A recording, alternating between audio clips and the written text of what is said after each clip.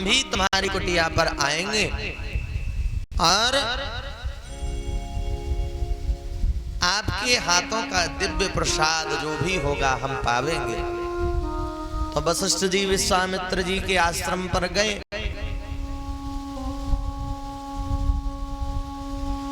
विश्वामित्र जी ने स्वागत सत्कार किया, फल मिष्ठान इत्यादि जो कुछ भी था स्वल्पाहार में वशिष्ठ जी के आगे समर्पित किया। वशिष्ठ जी ने प्रसाद पाया और जब वशिष्ठ जी जाने लगे तो विश्वामित्र जी ने दक्षिणा के स्वरूप में, ब्राह्मण को भोजन कराने के पश्चात दक्षिणा दी जाती है, तो विश्वामित्र जी ने वशिष्ठ जी को दक्षिणा के स्वरूप में 1000 वर्ष की तपस्या प्रदान कर दी। इतनी 1000 वर्ष की तपस्या का दान जो है वशिष्ठ जी को कर दिया। वशिष्ठ जी प्रसन्न हुए, स्वागत सत्कार से प्रसन्न हुए। तो वशिष्ठ जी ने भी कहा, विश्वामित्र जी हमने आपका आतिथ्य स्वीकार किया है, अब मेरा भी आपसे निवेदन है, क्या एक दिन किसी ना किसी दिन आप भी हमारे यहाँ कुटिया पर पधारो, हम भी आपका स्वागत करें। विश्वामित्र जी ने कहा, बिल्कुल आपकी आज्ञा सरोधार्य, आप हमारे अतिथि हैं, ब्राह्मण देव हैं, ऋषि हैं, और आपने जो इच्छा प्रकट की इस इच्छा को हम अवश्य ही पूर्ण करेंगे। तो कुछ समय पश्चात विश्वामित्र जी भी वशिष्ठ जी के आश्रम पर गए।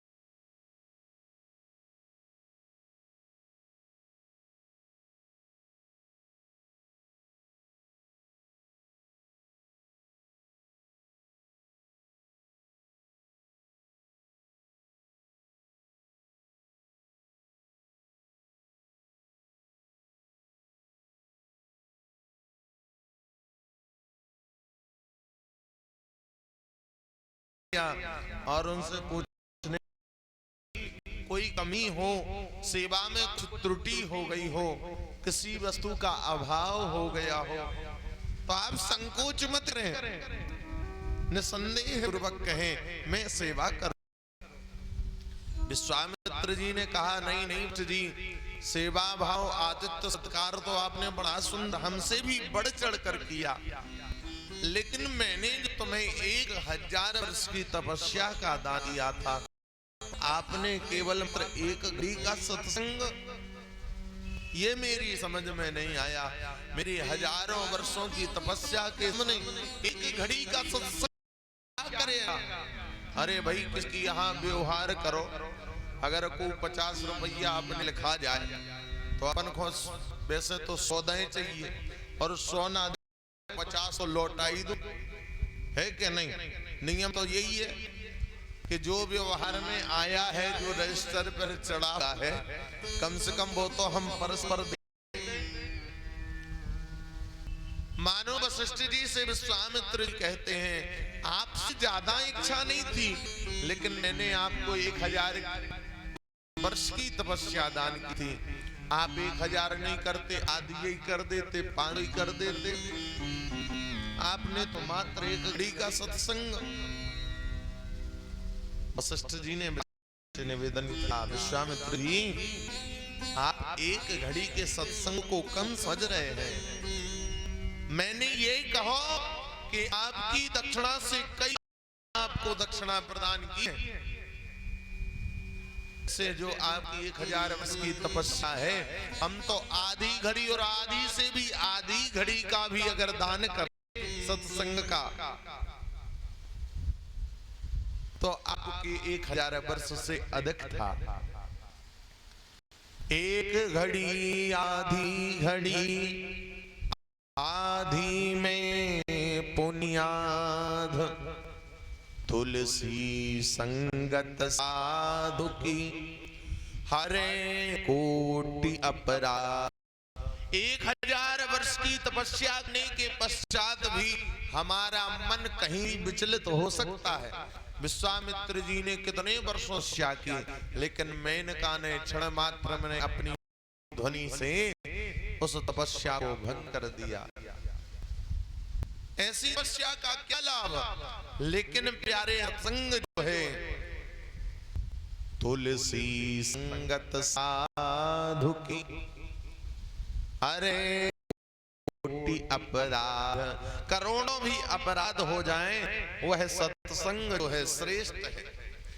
तपस्या के फल स्वरूप देखा जाए तो सत्संग श्रेष्ठ है।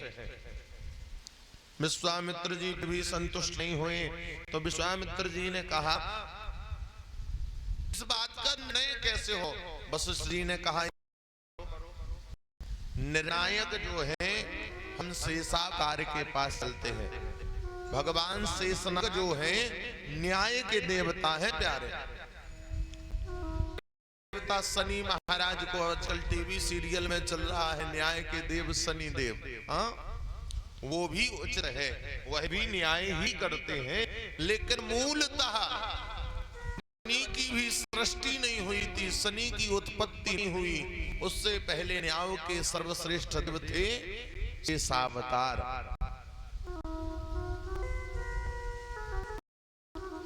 शेषनाग भगवान के पास गए, धरती के नीचे पातालपुरी में शेषनाग भगवान अपने फण पर इस धरणी को धारण किए हुए, तभी उन्हें धरणीधर कहा है।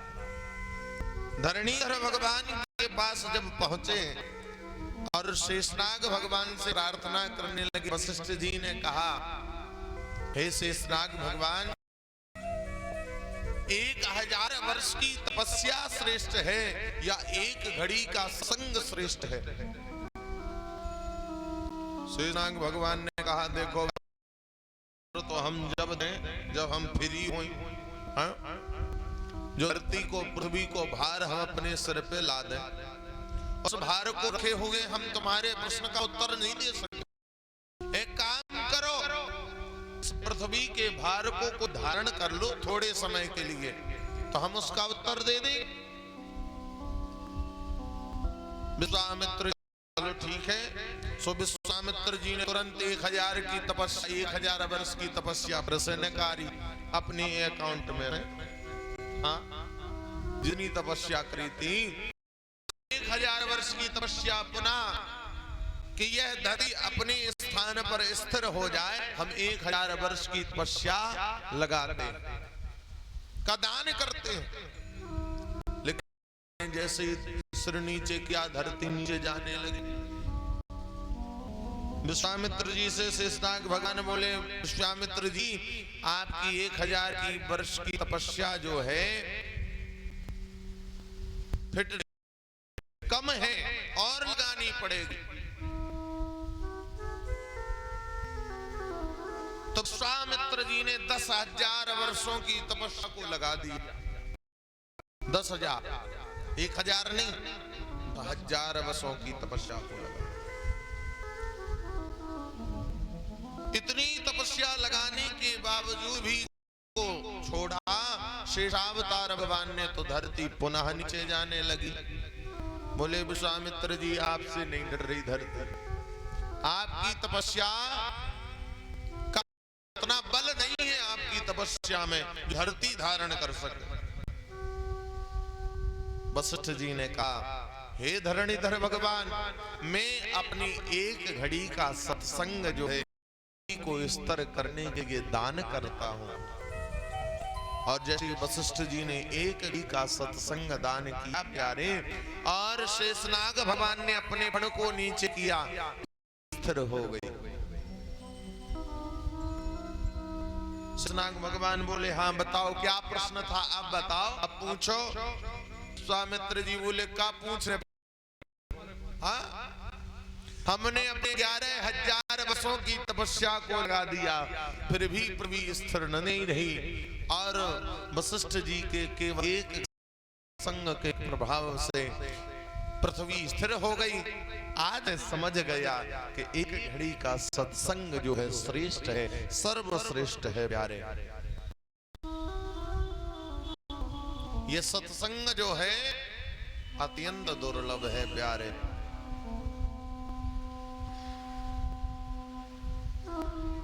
मैंने आपको बार बार सुनाया है, पूर्णिमा तो मिले सुत भ्रात में युवती सुखदाई। राज मिले गजबाज मिले, सब साज मिले मन वांछित पाई। लोक मिले विधि लोक, सुर लोक मिले वैकुंठ हो जाई। सुंदर और मिले सब सत्संगत है अति दुर्लभ भाई। यानी माता पिता पुत्र पत्नी सब कुछ प्राप्त हो, देवलोक पृथ्वी लोक सुरलोक वैकुंठ भी प्राप्त हो सकता है। हाथी घोड़े हीरे मोती जवाहरात धन महल सब प्राप्त हो सकता है, लेकिन भगवान का संग प्राप्त हो जाना ये बड़ा दुर्लभ है। सुंदर मिले सब ही सत्संग है अति दुर्लभ भाई। सत्संग प्राप्त हो जा यह अत्यंत। तो हम इसका में प्रवेश करें तो सबसे पहले भगवान शिव के नाम को हम लें, और जिनके नाम लेने मात्र से जीव का कल्याण हो, भगवान शिव के नाम को हम लें। ओम नमः शिवाय, ओम नमः शिवाय, ओम नमः शिवाय, ओम नमः शिवाय, ओम नमः शिवाय, ओम नमः शिवाय, ओम नमः शिवाय, ओम नमः शिवाय।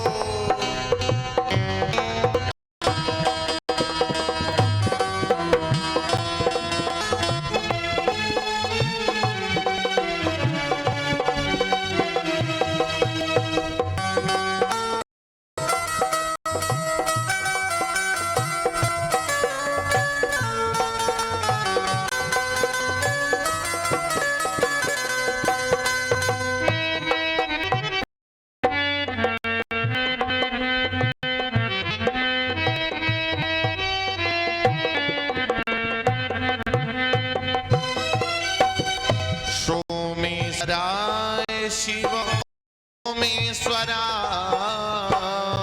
सोमेश्वराय शिव सोमेश्वराय, विश्वेश्वराय शिव विश्वेश्वराय, विश्वेश्वराय शिव विश्वेश्वराय, रामेश्वराय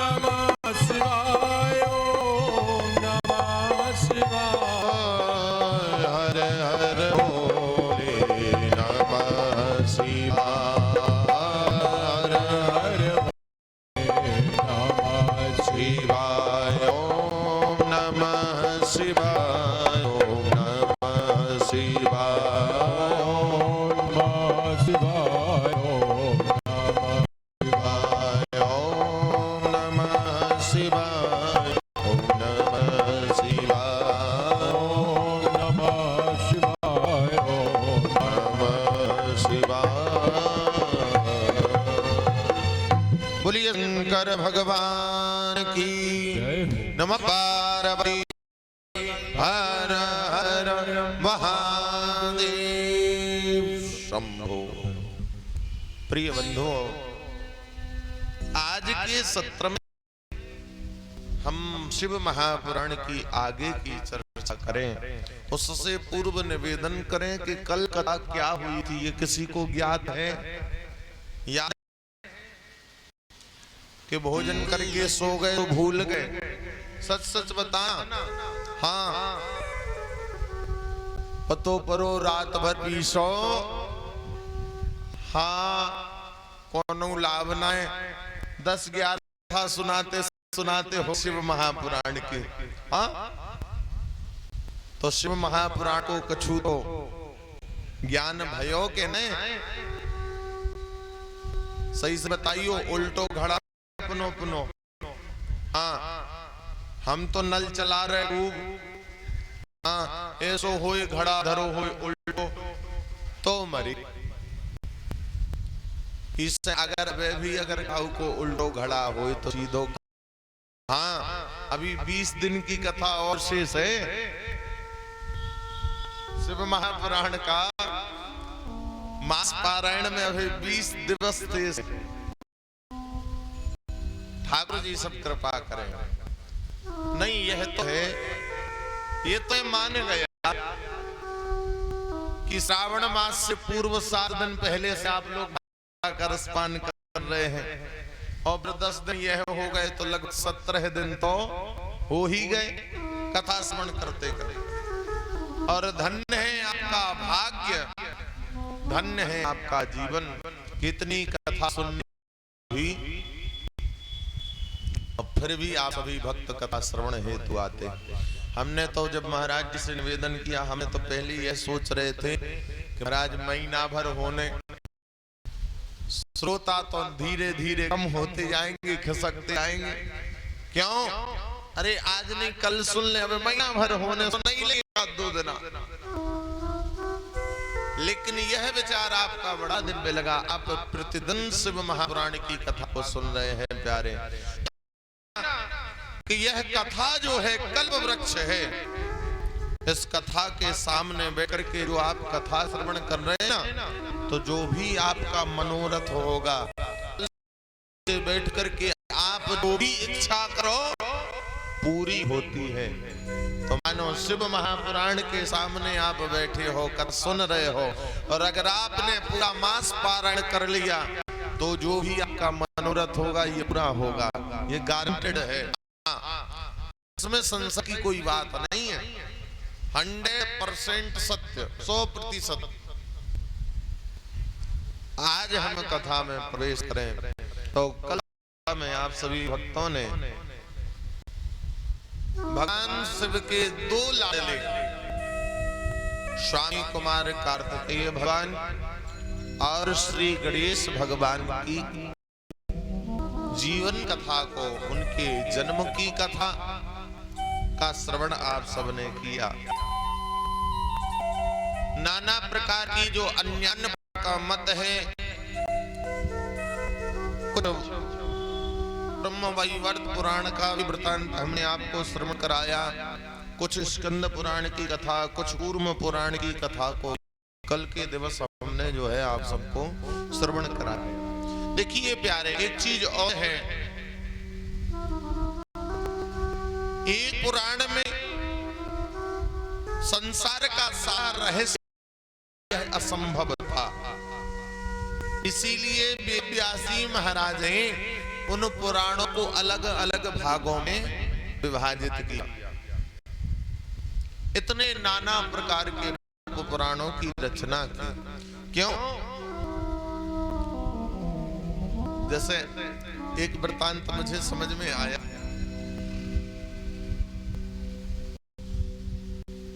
जीव के सामने लक्ष्य जब बड़ा हो ना, विशेष बड़ा, और जीव मन में सोच ऐसे हम पूरा नहीं कर सकते, फिर उसका मन नहीं लगेगा। 1,00,000 मंत्र हैं वेद में, जिसके 3 कांड। 1,00,000 को अगर पूछ जाए को पढ़वे की सामर करे हुए, बताओ सबको आलस आने लगेगा कि 1,00,000 मंत्र हैं, कहां तक पढ़न दो, पढ़ गो, है कि नहीं? 1,00,000 मंत्र शिव महापुराण में थे प्यारे। वेदव्यास जी ने सोचा अगर इनकी संख्या 1,00,000 रही तो जो है आलस्य करने लगेगा, शिव महापुराण की कथा पर ध्यान नहीं देगा। वो तो फिर यही सोचेगा कि जी 18,000 श्लोक वाली भागवत ठीक है, 7 है। क्यों? जीव के पास समय नहीं है। समय तो है लेकिन ठाकुर जी के लिए नहीं है। समय तो है लेकिन भगवान के लिए नहीं है। ये विडंबना जीवन। महाराज रोज वही कथा, रोज वही कथा। ये कथा बार बार क्यों सुनाई जाती है? क्यों? क्योंकि जीव का ध्यान जो है कहीं भटके ना। अभी आगे वृत्तांत आएगा पाखंड का प्यारे। पाखंडवाद की रचना भी ठाकुर जी ने ही की। त्रिपुरासुर तारकासुर के पुत्र जो हुए हैं 3, तारकाक्ष, विद्यमाली और कमलाक्ष, इनकी कथा अभी युद्ध खंड, आगे का जो खंड होगा अभी कुमार खंड चल रहा है, और जब युद्ध खंड आएगा तो उसमें कथा आवेगी। तो भगवान ने उसे मारने के लिए पाखंडवाद को भी प्रकट किया। और पाखंडवाद का प्रबल प्यार है प्यारे कलयुग में। सच्चा आदमी सक्सेस होगा। सच्चे संत का मूल ना आके और कुटिलों के दरवाजे जाके, जिसका प्रबल प्रचार हमने देख लिया। जी के बड़े बड़े पोस्टर छपे, चाहे भले ही ढोल शंख होए, आदमी लेन ला दे।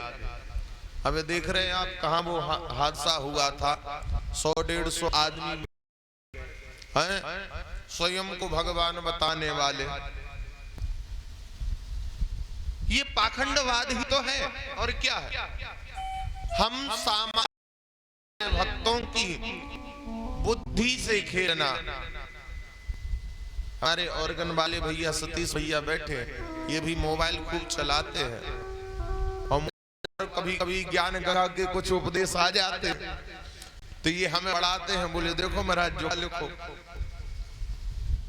अर्थ का अनर्थ अगर कहीं देखना है तो उस पुस्तक में मिलेगा अर्थ का अनर्थ। ये तो यही मानते थे कि श्लोक लिखा है, संख्या लिखी है, अध्याय लिखा है और उसका अर्थ लिखा है होगा। भाई ये अर्थ को क्या जाने? सामान्य व्यक्ति श्लोक का अर्थ क्या जाने? जब तक किसी गुरु की शरण में जाकर के उससे पूछा ना जाए। तो हमने इन भागवत जी का वही स्कंद, वही अध्याय, वही श्लोक दिखाया और उसका अर्थ दिखाया। तब इनकी समझ में आया कि बिल्कुल चेहरा ही बदल दिया, इस श्लोक का संपूर्ण अर्थ का अनर्थ कर दिया। विषय वस्तु जो है, वास्तविक अर्थ जो है उसको कर देना और नया अर्थ प्रकट कर करके सामान्य भोले भाले व्यक्तियों की बुद्धि से खेलना, ये सबसे बड़ा पाखंडवाद है।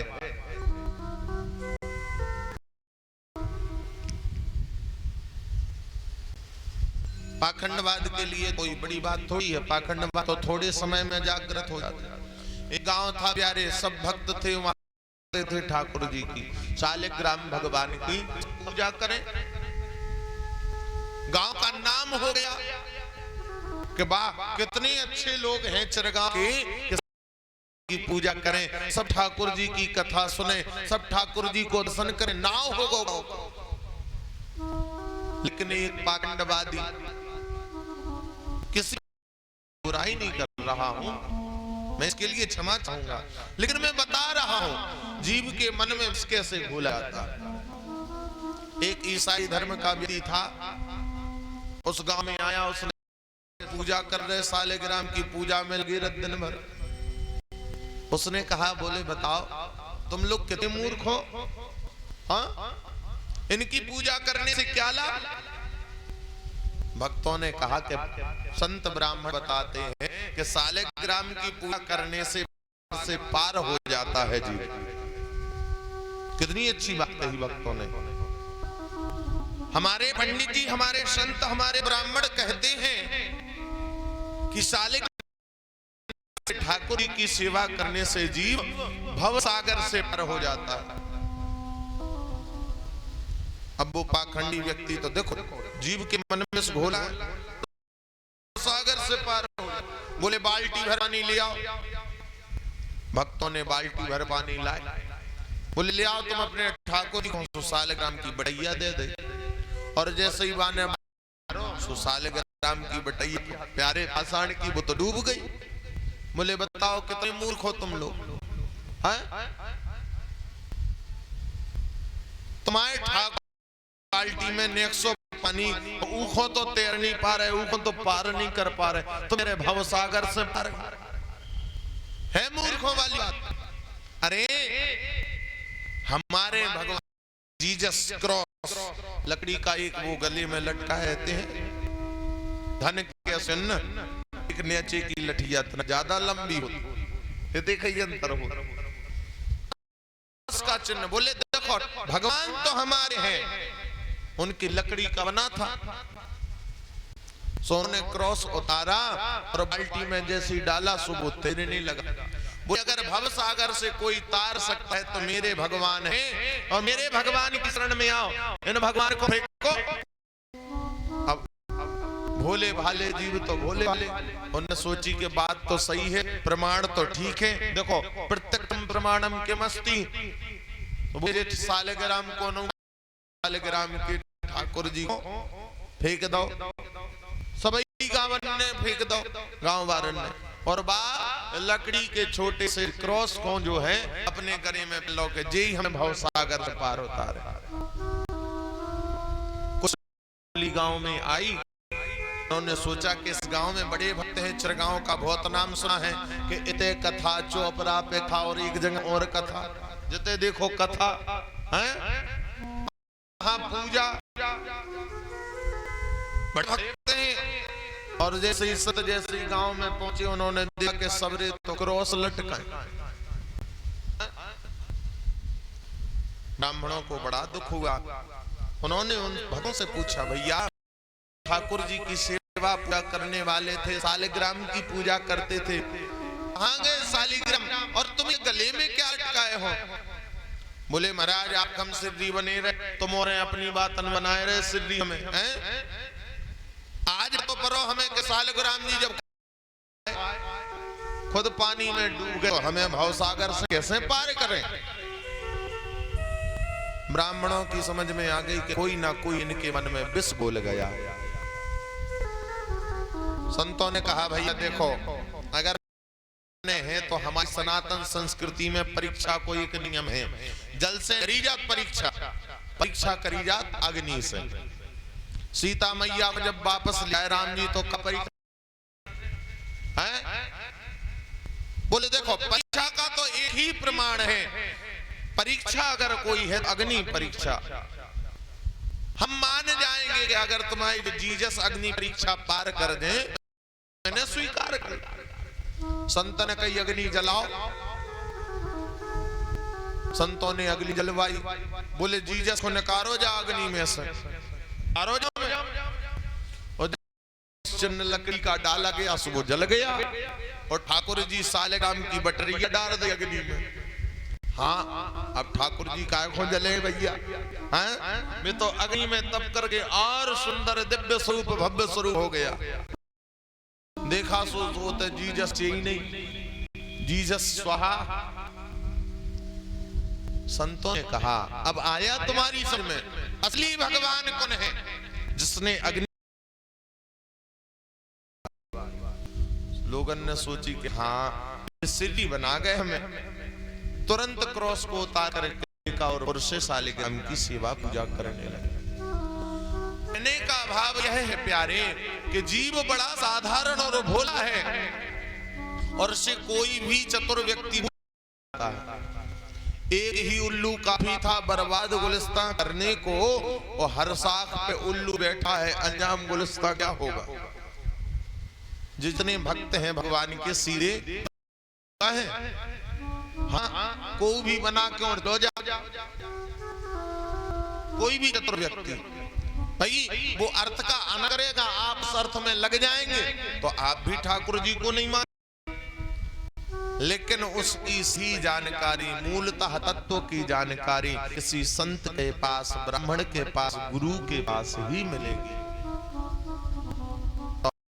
शास्त्र तो कहता है, पूज्य मलुक वाले महाराज जी कहते हैं कि हमारे शास्त्र विरुद्ध कोई वचन कह रहा हो या कहीं लिखा हो तो ना तो उसे पढ़ना चाहिए ना सुनना चाहिए, क्योंकि मन में द्वेष जो है दो प्रकारों से आता है। काम दो जगह से प्रवेश करता है, एक नेत्रों से और एक कानों से। ये दो, गांधी जी के 3 मंदिर देखे बस जा मान लो कि अगर 3 मंदिर कैसे बने रहे हो तो जीवन सफल हो जाए। हाँ, हमें बुरा नहीं देखना, हमें बुरा नहीं सुनना, हमें बुरा नहीं बोलना, संसार सागर से पार हो जाओगे प्यारे। बोलिए शंकर की जय। नमः पार्वती पतये हर हर महादेव। तो पाखंडवाद में प्रवेश करने से पूर्व करना आवश्यक है। कल जो भी भक्त उपस्थित हुए, नाना पुराणों का समन्वय यथामति के अनुसार भगवान गणेश जी के प्राकट्य की कथा और उनके सिर भेदन की कथा और गज का मुख लगाने की कथा आपने श्रवण। भगवान गणेश जी को प्रथम पूज्य बनाया गया। भगवान गणेश जी की विधिवत पूजा हुई। सर्वोपचार, पंचोपचार, षोडशोपचार, राजोपचार और विविधोपचार गणेश जी का पूजन संपन्न होगा। भगवान जी को वाहन की प्राप्ति कल मैंने थोड़ा सा संक्षिप्त रूप में बताया भी था। एक गजमुखासुर का नाम का एक दैत्य था, वह उत्पात मचाता था। एक बार वह पाराशर ऋषि के आश्रम में गया और जब पाराशर ऋषि के शिष्यों को परेशान करने लगा, पाराशर ऋषि ने भगवान गणेश जी का स्मरण किया। क्यों? क्योंकि भगवान गणेश जो है विघ्न विनाशक है। अगर विघ्न को कोई दूर कर सकता, विघ्न बाधा का कोई हरण कर सकता है तो वो गणेश जी महाराज। वक्रतुंड महाकाय कोटि सूर्य प्रभ निर्घ्नं कुरु मे देव सर्व कार्येषु सर्वदा। कोई भी कार्य निर्विघ्न संपन्न कराना है तो सबसे पहले गणेश जी का स्मरण करना चाहिए। विवाह के निमंत्रण पे सबसे पहला गणेश जी को मंत्र जो ही लिखो जा। हाँ, कौन देखा हो बे ब्याह। हाँ, कोई भी कार्य हो, किसी भी विषय से जुड़ा हुआ हो, चाहे अच्छा हो या बुरा हो, गणेश जी की पूजा सर्वप्रथम होती। अभी त्रिपुरासुर के महात्म्य में आएगा, युद्ध खंड में गणेश जी की पूजा न करने से भोले बाबा का भी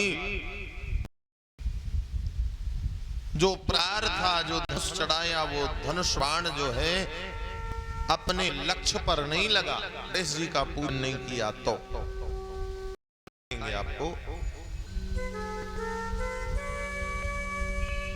गणेश भगवान जब वहां प्रकट हुए पाराशर ऋषि के आश्रम में, गजमुखासुर ने विचार किया है अब गणेश जी मुझे नहीं छोड़ेंगे, तो उसने सोचा कि अब भागने का कोई उपाय तो खोजें।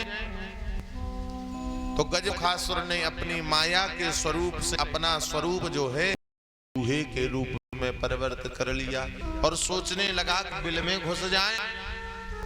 और बिल में घुसने से पहला गणेश जी ने बाएं धर पकड़ो और भगवान गणेश जी बाग के ऊपर बैठ गए। गणेश जी तो स्थूल शरीर वाले हैं और चूहा ने 100। चूहा चिल्लाए हाय राम छोड़ दो। हाँ, मेरे प्राण संकट में प्रभु मेरी रक्षा करो, मुझे दो। भगवान बोले तुम अब और तो परेशान नहीं करोगे ऋषियों को, अब परेशान नहीं करोगे। गजमुख बोला हे नाथ, मुझे परेशान करने लग छोड़ो ही ना कि मैं किसी को परेशान कर सकूं। असुर ने कहा हे नाथ, आप अपनी शरण में मुझे अपना लो, मैं कभी किसी ऋषि को परेशान न करूंगा। भगवान श्री गणेश ने उसके ऊपर कृपा के लिए और पाराशर जी को उससे मुक्ति दिलाने के लिए उस राक्षस को मूषक के रूप में स्वीकार किया और उसे अपना वाहन बना लिया। अब वैसे विचार करने की बात है, जैसे बड़े हिसाब किताब के हैं तो उन्हें बड़ी गाड़ी भी चलाने आए हैं, कौन 500 आदमी पे बैठा दो कैसो लगे। और मोटो आदमी और टीवीएस 100 पे बैठा दो। हाँ भाई, शरीर के हिसाब से वाहन भी होना चाहिए, लेकिन प्यारे वह गजमुखासुर जो है, चूहा जो है, भगवान गणेश आवश्यकता के अनुसार स्वरूप धारण कर लेता है। देखो भगवान का वरद हस्त जिसके ऊपर है, नंदीश्वर देखो भगवान को आपने देखा हो मानव के रूप में भी परिवर्तित जाते हैं। नंदी का भी जन्म, नंदी के जन्म की भी कथा आपको सुनाएंगे। है क्या 20 दिन है सो खूब छुट्टा चल रही कथा। गुरु जी को आदेश भी मिलो मन भर करो कथा, हाँ जब तक मन लगे। तो आपको प्रतिदिन कोई ना कोई नया वृतांत सभी को हुए चलेंगे। तो नंदीश्वर भगवान भी एक पुरुष के रूप में परिवर्तित हो जाते हैं। और जब भोले बाबा को कहूं जैसे जल्दी स्पीड में जाने आओ, सुनंद भगवान रूप में परिवर्तित हो जाते हैं। ये भगवान की कृपा से होता है प्यारे। इसी प्रकार गजमुखासुर जब कहीं गणेश भगवान को जाना होता है, मार्ग होता है, तो वह विशाल स्वरूप ले लेता है। और जब जैसे कहीं नहीं जाना तो बस छोटा बन करके चूहा क्रीड़ा करता रहता है, लड्डू खाता रहता है। हाँ? भगवान गणेश ने उस मूषक को स्वीकार किया। बोलिए भक्तवत्सल भगवान की जय। भगवान एक दंत भी गणेश जी का, एक दंत कैसे हुआ? भगवान गणेश का एक दांत टूट गया। इस बारे में आप सभी जानते होंगे। एक समय परशुराम देवादिदेव महादेव के जो अनन्य भक्त भगवान शिव का दर्शन करने के लिए जैसे ही कैलाश पर आए, दरवाजे पर गणेश भगवान खड़े थे। गणेश भगवान ने प्रवेश करने से मना कर दिया तो परशुराम जी को तो थोड़े क्षण में क्रोध आ जाता। दो ब्राह्मण सबसे ज्यादा क्रोधी में भैया, दो ब्राह्मण ज्यादा क्रोधी, एक तो दुर्वासा जी और दूसरे परशुराम जी। वैसे तो ब्राह्मण को क्रोध आता नहीं ना, और जैसे ब्राह्मण को क्रोध आ जाए तो दो जैसो बन जाए। हाँ, एक दुर्वासा और एक परशुराम जी। परशुराम जी को क्या, परशुराम ने कुछ भी बिना विचार किए है भगवान शिव के द्वारा प्रदान जो फरसा था उनके पास, फरसा था, उसी फरसा को जो है गणेश जी की ओर छोड़, और प्यारे गणेश जी ने उस फरसे को नहीं रोका। चाहते तो उनके पास भी दंड था, कुछ था, रोक सकते थे, लड़ सकते थे, कि नहीं, गणेश जी ने नहीं युद्ध किया। गणेश जी के पास भी फरसा है, गणेश जी के पास भी फरसा हुआ है, लेकिन गणेश जी ने परशुराम जी के उस उल्लंघन क्यों नहीं किया? क्यों? क्योंकि हाथ में जब उस अस्त्र को देखा तो चिंतन करने लगे, ये मेरे पिताजी के दिए हुए द्वारा प्रदान किया हुआ और यह अमोघ है। अगर इसे मैं निष्फल कर दूं तो इसकी महिमा कम हो जाएगी, और पिताजी के अस्त्र की महिमा कम हो जाए। पुत्र को सोचा भले ही कुछ भी हो, जब पिताजी शीश काट करके जोड़ सकते हैं तो फिर भी अगर हम मर जाए तो पिताजी फिर जिंदा कर दें, लेकिन पिताजी के अस्त्र की महिमा कम नहीं होने देंगे। भगवान गणेश जी ने उस अस्त्र के लिए कोई भी प्रभाव, कोई भी प्रयास नहीं किया, और वह परसा जो है भगवान गणेश जी के दांत पर जैसे लगा टूट गया। भगवान शिव और पार्वती को पता चला, बाहर आए, परशुराम को क्रोधित देखा, परशुराम जी को संबोधित किया, अरे तुमने मेरे पुत्र का दांत तोड़ दिया।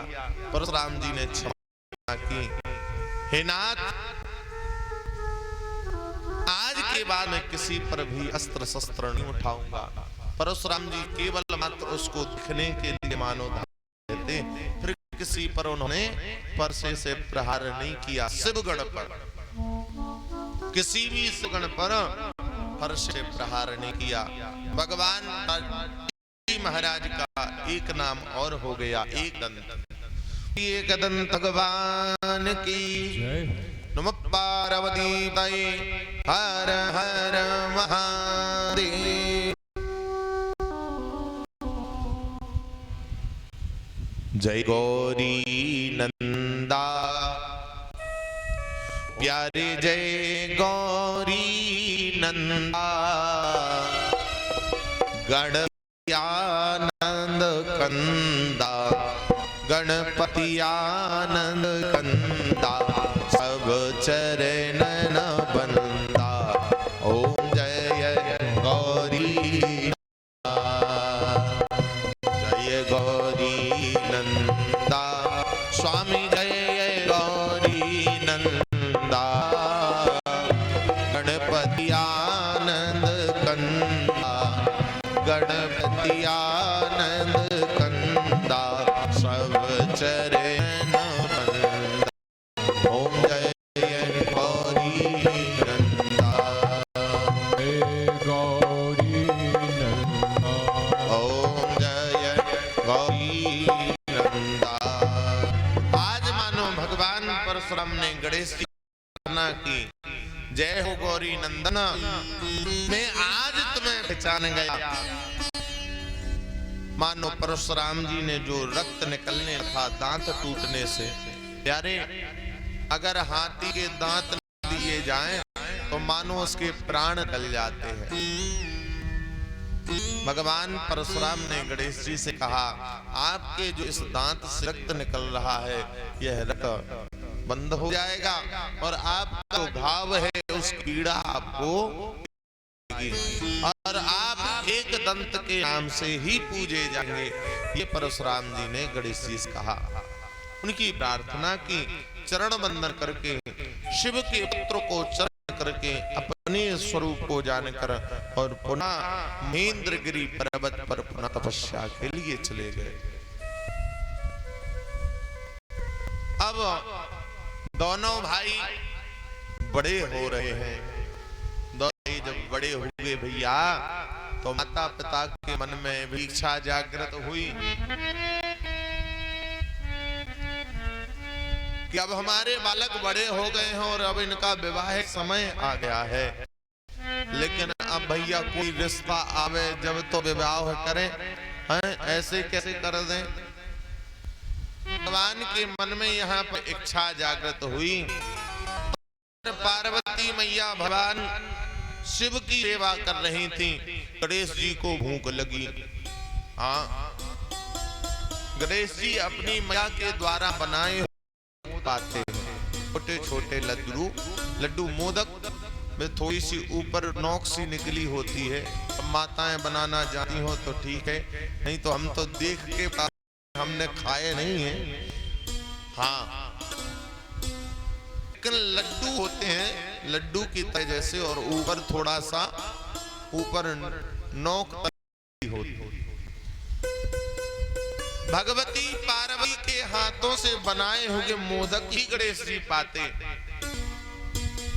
अच्छा, गणेश जी को भूख भी बहुत ज्यादा लगती है, बड़ा पेट है तो जल्दी लगती भूख। लेकिन भगवती पार्वती जो है शिव की सेवा कर रही थी, चरण सेवा कर रही थी। गणेश जी ने कहा मैया भूख लगी है। ने कहा बेटा थोड़े समय प्रतीक्षा करो, और अभी मैं तुम्हारे पिताजी की सेवा कर रही हूँ।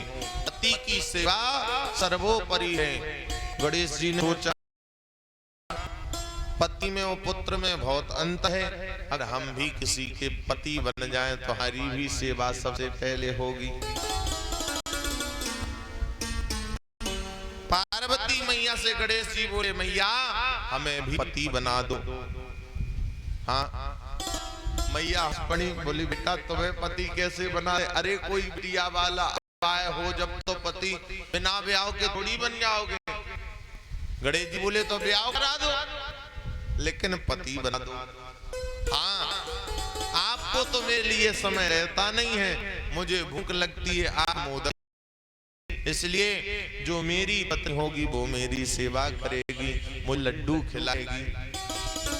मैया बोली वाह, अब ऐसे बिना देखो तो तला भरे नहीं मगर सुसान है, सपने देखो बड़े बड़े। पहले कोनो बिटिया बारो बाप आने दो। गणेश जी ले वो मैं कुछ नहीं जानता, मुझे विवाह करना है।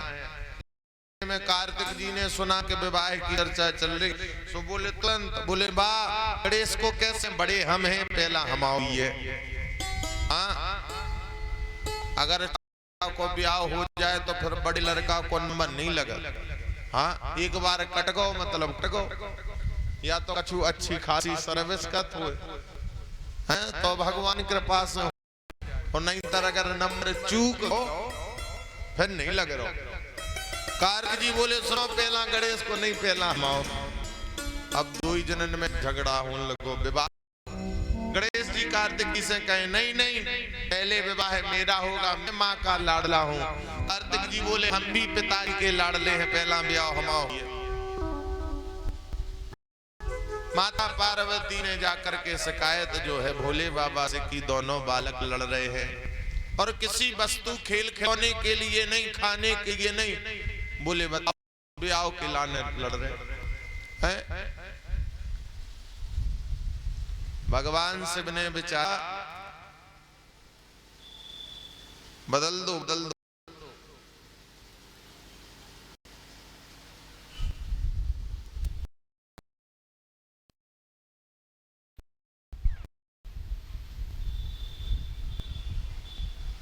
बोलिए शंकर भगवान की जय। विचार किया भोले बाबा ने,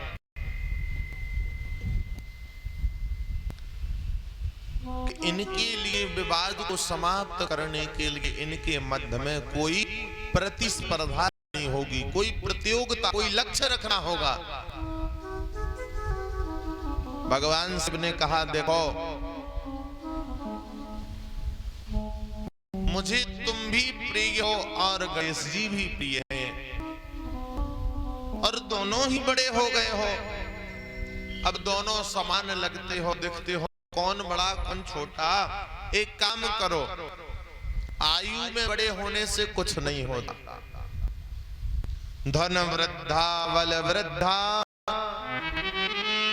आयुर्वृद्धा तथैव च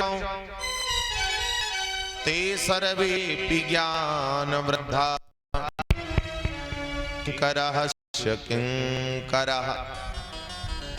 कोई धन में बड़ा होता है, कोई बल में, कोई आयु में, लेकिन जो ज्ञान में बड़ा होता है वो सबसे बड़ा माना जाता है। आज तुम लोगों की ज्ञान की परीक्षा बल की परीक्षा ली जाएगी। कार्तिकेय जी बोले, हाँ बताओ हमें क्या करना है। कार्तिकेय जी ने जब से तारकासुर को मारो, कार्तिकेय जी भी अपने आप को बहुत बलवान माने थे भी, इसमें संदेह भी नहीं। भगवान शिव और पार्वती ने कहा कि तुम दोनों में से जो भी इस समस्त ब्रह्मांड की परिक्रमा करके मेरे पास आ जाएगा पहले, उसका विवाह पहले होगा। कार्तिक जी ने जैसे सुनी के ब्रह्मांड को चक्कर लगाओ ने सो तुरंत बैठे मोर पे। कार्तिक जी का वाहन क्या है? मयूर, मोर। मैं तुरंत दौड़ लगा दी कार्तिक जी ने कि हाँ हम जल्दी पहला करें, हम जल्द पहले लगाएंगे तो सबसे पहले हमारा विवाह होगा। कार्तिक जी तो वैसे ही पहले ही प्रसन्न हो गए, बोले बताओ हम मोर उड़ने हैं और उनके चुखरा को चले हैं, तो चुखराते जगह के मोर हैं। बोले हमें तो ऐसे ही जीत जाने, पहला तो भी हमारी होने जो तो कंफर्म होगा। लेकिन जब पिताश्री माताश्री ने आज्ञा दी है तो चक्कर तो लगाना पड़ेगा। सो कार्तिकेय भगवान पृथ्वी और आकाश संपूर्ण ब्रह्मांड का परिक्रमा करने के लिए मोर पर बैठ करके निकल गए। गणेश जी तो उदास हो गए, विचार करने लगे भैया तो निकल ही गए, और उनकी मोर के आगे हमारा चूहा कितना भी दौड़े इतना नहीं दौड़ पा। कहां तक दौड़ेगा पूरे ब्रह्मांड का चक्कर। यारे जहां पर बाहुबल काम नहीं आता, जहां पर धनबल काम नहीं आता, जहां पर जनबल काम नहीं आता, वहां पर बुद्धिबल काम आता है।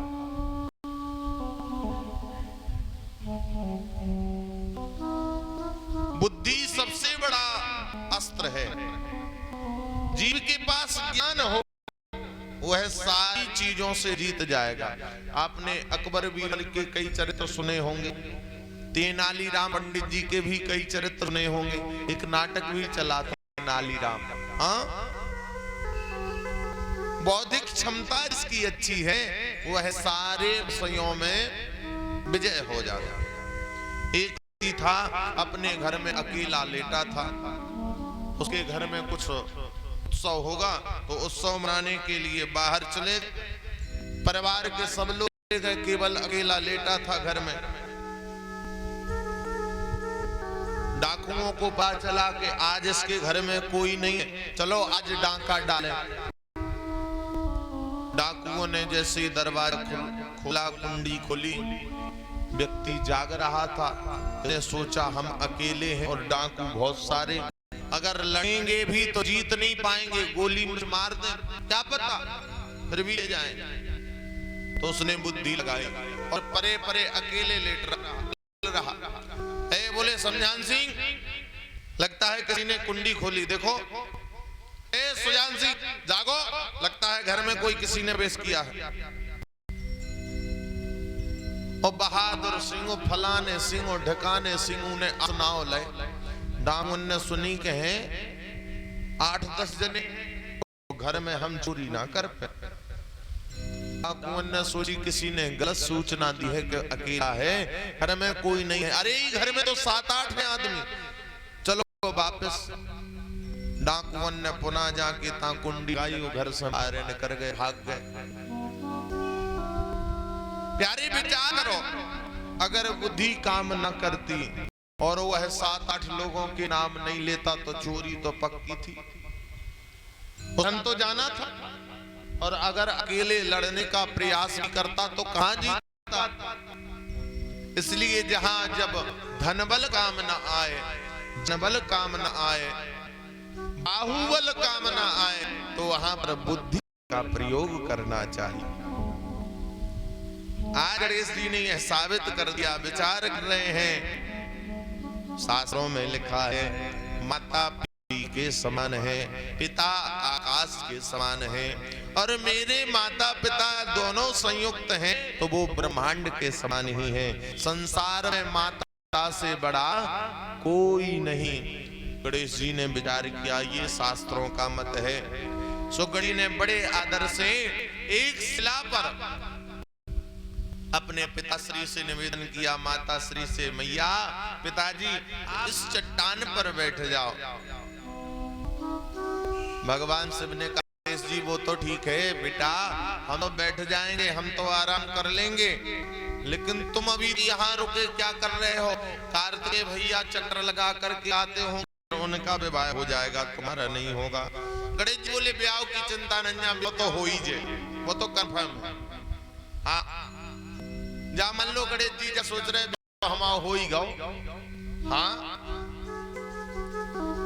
और गणेश जी ने शिव पार्वती को एक शिला पर बिठाया और माता पिता के चरणों का पूजन करके अपने माता पिता की 7 परिक्रमा लगाई और सामने बैठ करके कहने लगे, पिताश्री अब तो हमारा ब्याह करा दो। माता पार्वती हंसने लगी, बेटा पहले ब्रह्मांड परिक्रमा तो लगाओ, विवाह करा देंगे, लेकिन पहले प्रतिस्पर्धा रखी गई है, उसको जीत तो। गणेश जी बोले, हमने एक नहीं 7 परिक्रमा डाली ब्रह्मांड की। कितनी? 7। आपने एक की गई थी, हमने 7 लगा। भगवान सबने गणेश जी से पूछा, बेटा ने कब लगा ली? हमें तो पता ही नहीं चला, तुम तो यहां से कहीं गए ही नहीं। आज मानो गणेश जी भगवान शिव को शास्त्रोपदेश करते हैं, पिताश्री आप सच सच बताना, शास्त्रों में जो लिखा है तो वो सत्य है कि नहीं? भगवान शिव ने कहा, प्यारे वो मेरी ही वाणी है और मेरी वाणी असत्य नहीं होती। शास्त्र में जो कुछ भी लिखा है, पुराणों में जो कुछ भी लिखा है, वो परम सत्य है, उसे परम सत्य मानना चाहिए। गणेश जी कहते हैं, तो पिताजी पृथ्वी का स्वरूप है। भगवान से बोले, क्या कहना चाहते हो? बोले, नहीं नहीं, आपका प्रश्न आपसे ही कहा हूं, पृथ्वी किसका स्वरूप है? बोले, पृथ्वी मां का स्वरूप है बेटा। बोले, आकाश? बोले, आकाश पिता का स्वरूप है। पृथ्वी के अंदर गंभीरता है, मां अपने बात को कितनी गंभीरता से लेती है, मलमूत्र त्याग करता है, धैर्य वो सहन करती है, अपने बालक को सूखे सुलाए और खुद गीले में सो जावे, कितनी से करे। जब तक बालक चलने योग्य ना हो जाए तब तक माता अपने हाथों पैरों से उसकी मालिश करे, विधिवत की सेवा करे। तो मां के अंदर कितनी गंभीरता। और पिता का वात्सल्य देखो, पिता आकाश की तरह का हृदय साल है। बेटा कितना भी कुछ गलत कर दे, भी पिता धैर्य धारण करे रहता है। चलो की बात नहीं, अब सुधर जाएगा, अब समझ जाएगा, शिक्षित हो जाएगा, समझने लगेगा, अब जानने लगेगा। कोई भी संसार की कोई भी वस्तु हो, पुत्र इच्छा करे और पिता उसकी इच्छा पूरा करता है। गणेश जी ने कहा, पिताश्री माता पृथ्वी का स्वरूप है, पिता आकाश का स्वरूप है, और पृथ्वी को और आकाश को दोनों को कर दो तो ब्रह्मांड होता है कि नहीं? शिव ने कहा बिल्कुल ठीक। बोले तो इसी प्रकार मैंने अपनी माता और अपने पिता का पूजन भी किया, ब्रह्मांड का पूजन भी किया और उस संपूर्ण ब्रह्मांड की परिक्रमा भी मैंने कर ली, एक बार नहीं 7 बार। शंकर जी बोले ये बात ठीक तो है, लेकिन कार्तिकेय मैंने इस ब्रह्मांड की बात की। गढ़ जी बोले जा बात फैल। बोले नहीं फैल तो नहीं है, लेकिन पूर्ण रूप पास नहीं। भगवान गणेश जी ने दूसरा उदाहरण दिया। पिताश्री, मैंने सुना है देवताओं से, भगवान नारायण से, पिता ब्रह्मा से, सबसे सुना है हमने कि यह संसार शिवमय है और शिव ही संसारमय है। संसार में प्रत्येक वस्तु, प्रत्येक जीव, प्रत्येक जड़ चेतन, चर अचर, स्थिर द्वि स्वभाव सब शिव है। तो यह ब्रह्मांड भी शिवमय है। तो मैंने शिव की परिक्रमा लगा ली तो ब्रह्मांड की परिक्रमा लगा ली। दूसरी बात, तीसरी बात, श्री आपसे ही इस ब्रह्मांड की संरचना हुई। शिव महापुराण के अंतर्गत आ जाए, मैंने बताया अभी था सृष्टि का प्रखंड कि भगवान शिव ने अपनी बाईं कमर पर अमृत मला तो उसी से नारायण हुए और दाहिनी कुक्षी से ब्रह्मा प्रकट भय। उनको आदेश दिया कि सृष्टि का रचना करो, सृष्टि का विस्तार करो। भगवान शिव की इच्छा से ही सारी सृष्टि का विस्तार हुआ है। तो पिताश्री, आप संपूर्ण ब्रह्मांड की रचयिता हैं, तो आप ही ब्रह्मांड हुए कि नहीं?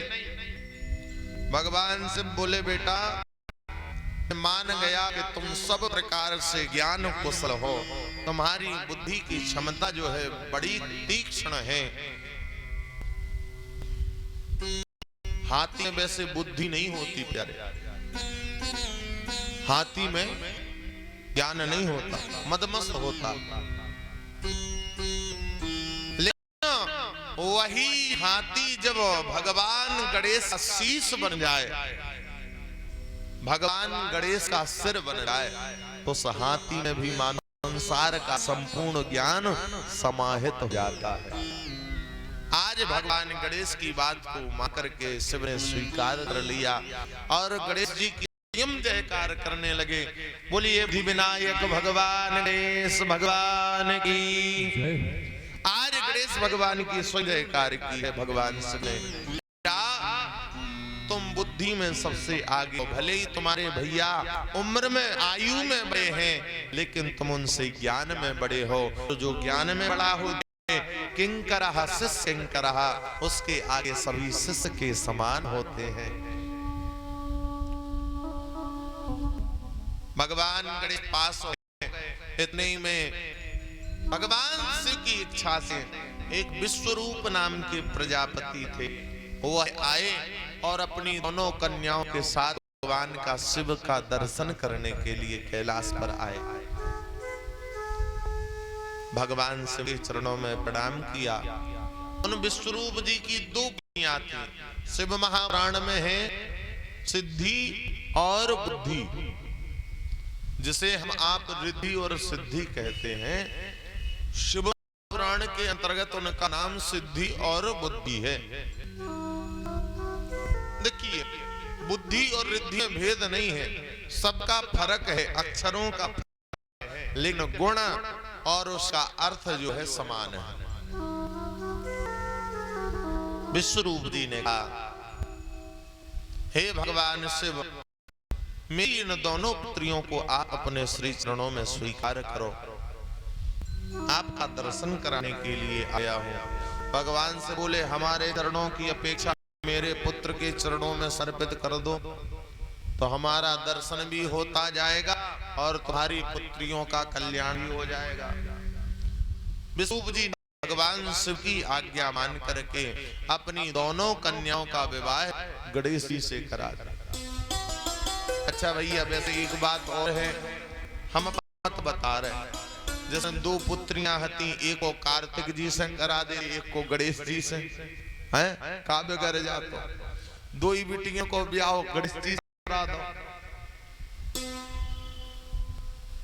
लेकिन देखिए प्यारे, भगवान गणेश की प्रसन्नता देख करके, उनकी योग्यता को देख करके, जिसके पास देखो प्यारे बुद्धि है और जिसके पास विवेक है, उसी को ही सिद्धि और बुद्धि प्राप्त हो सकती है, और किसी को, मूर्ख व्यक्ति को थोड़ी सिद्धि और बुद्धि प्राप्त हो जाएगी। बताइए, सिद्धि और बुद्धि की प्राप्ति उसी जीव को हो सकती है जो ब्रह्म विद्वान हो, जो विवेक के साथ कार्य करे, जो विवेक लावे, उसे ही सिद्धि प्राप्त होती है और उसे ही बुद्धि प्राप्त होती है। भगवान गणेश जी का विवाह हो गया। कालांतर में समय जब आगे बढ़ा प्यारे, तो सिद्ध और बुद्धि से एक एक पुत्र का प्रादुर्भाव होगा।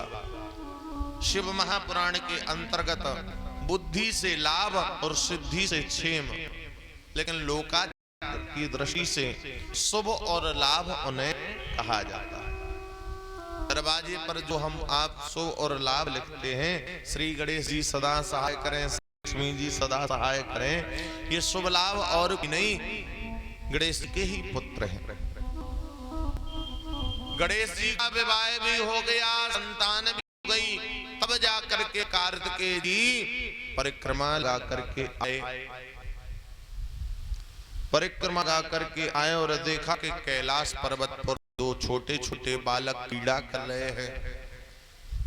कार्तिकेय जी को तो पहले ही थोड़ा सा कासा लगा, और फिर जैसे ही थोड़ा और आगे बढ़े, सो भगवान शिव और पार्वती प्रसन्न देखा, प्रणाम किया, और पास में ही देखा कि गणेश जी के दो स्त्रियां विराजमान हैं। एक चवर डुलार है, एक सेवा कर रही है। कार्तिकेय जी को देख करके गणेश भगवान खड़े हुए। गणेश जी ने कार्तिकेय जी का वंदन किया, ज्येष्ठ भ्रातृ हैं। तो दोनों पत्नियों ने देखा कि हमारे ज्येष्ठ जी आए हैं, तो उन्होंने भी वंदन किया। कार्तिकेय जी ने पूछा, देवी कौन? दोनों देवियों ने कहा, मैं आपके छोटे भाई की पत्नी, मेरा नाम सिद्धि और दूसरे का नाम बुद्धि। कार्तिकेय जी तो महाराज ऐसे लगो जैसे बिच्छू डस लो, करंट से दौड़ गो शरीर में, नाराज हो गए। क्यों? पहली बात तो यह है कि यह इतनी जल्दी चक्कर लगा के आ गया, किसकी शादी भी हो गई, बच्चे भी हो गए। अरे चलो मान भी लेता कि मैं पीछे रह गया होगा, और गणेश जी ने दी चक्कर लगा, लेकिन इतने जल्दी कि विवाह भी हो जाए और बच्चे भी हो जाए। अर्थात यानी कि गणेश ने परिक्रमा नहीं लगाई, गणेश ने ब्रह्मांड की परिक्रमा भी नहीं की, और फिर भी माता पिता ने गणेश का विवाह करा दिया। ये हमारे साथ पक्षपात है। तो सबसे पहले तो कार्तिकेय यही बुरा लगा, और दूसरी बात कार्तिकेय जी मानो हमारी भाव मन में सोच रहे हुए कि बताओ, एक की तो छोड़ो, वो दूसरे करा दो, हमाओ एक से हमाओ करा दे। हाँ, भगवान शिव को देख करके कार्तिकेय भगवान क्रोधित हो गए। अरे तुम कैसे माता पिता हो? तुमने अपने ज्येष्ठ पुत्र के साथ अन्याय किया है, तुमने पक्षपात किया है। यहाँ पर अपने छोटे पुत्र का विवाह करने के लिए मुझे परिक्रमा लगाने के लिए भेज दिया। अरे मेरे सामने विवाह करा देते, मैं कुछ ना कहता। अगर यही इच्छा थी तो मुझे ब्रह्मांड की परिक्रमा के लिए दिया। आज नाराज हो गए कि जब आपके हृदय में मेरे लिए कोई प्रेम नहीं है तो ऐसे स्थान पर मैं नहीं रह सकता।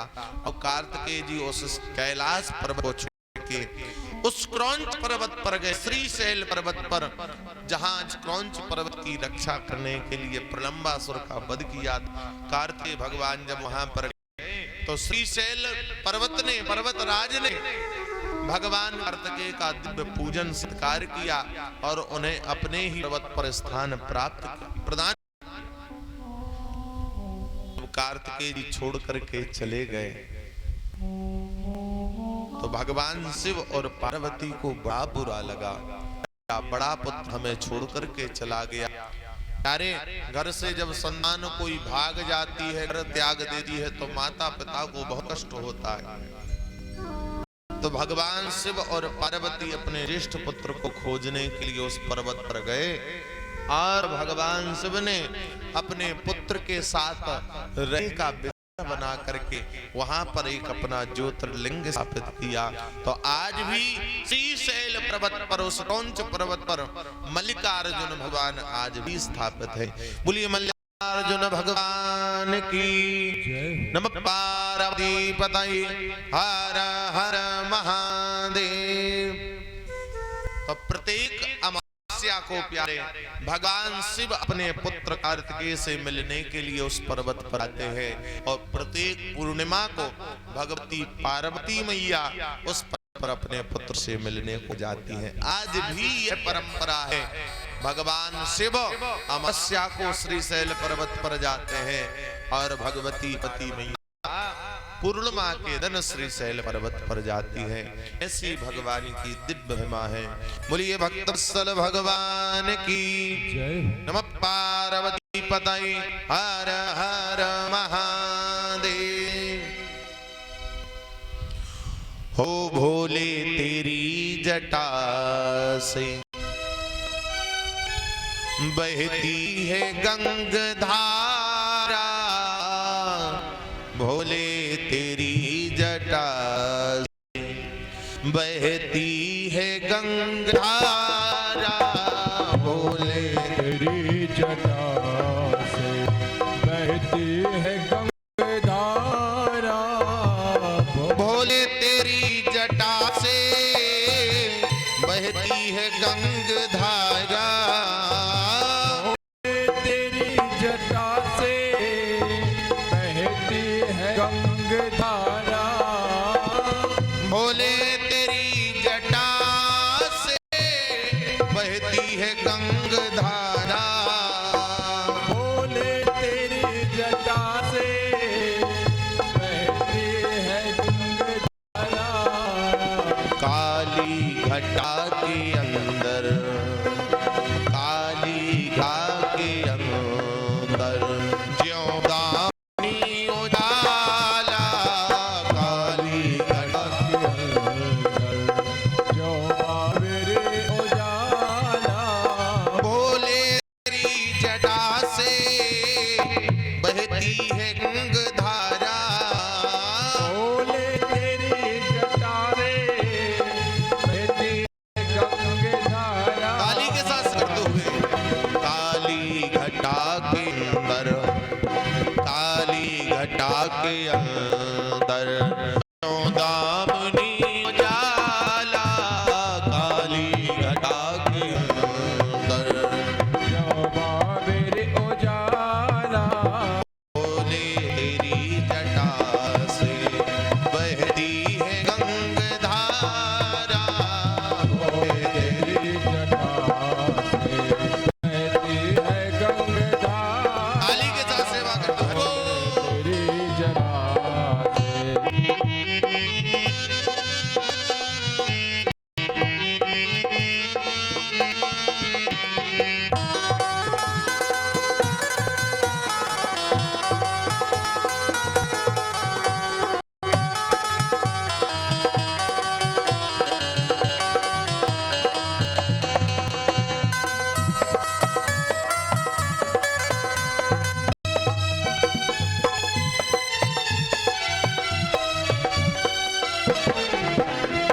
गले मुंड माल राजे, शीश पे चंदा साजे, गले मुंड माल राजे, ससुराल विराजे, गले मुंड माल राजे, ससी भाल पे विराजे, गले मुंड माल राजे, ससुराल में विराजे, डमरू निनाद बाजे, हो डम डम डमरू कैसे डम डम डमरू निनाद करे त्रिशूल धारा डमरू निनाद बाजे कर में त्रिशूल धारा भोले तेरी जटा से बहती है गंग धारा भोले तेरी जटा से बहती है गंग धारा काली घटा के अंदर हो अंदर काली घटा के अंदर जवामुनि उजाला काली घटा के अंदर जवामुनि उजाला तेरी जटा से बहती है गंग धारा भोले तेरी जटा से है गंग धारा बहती गंग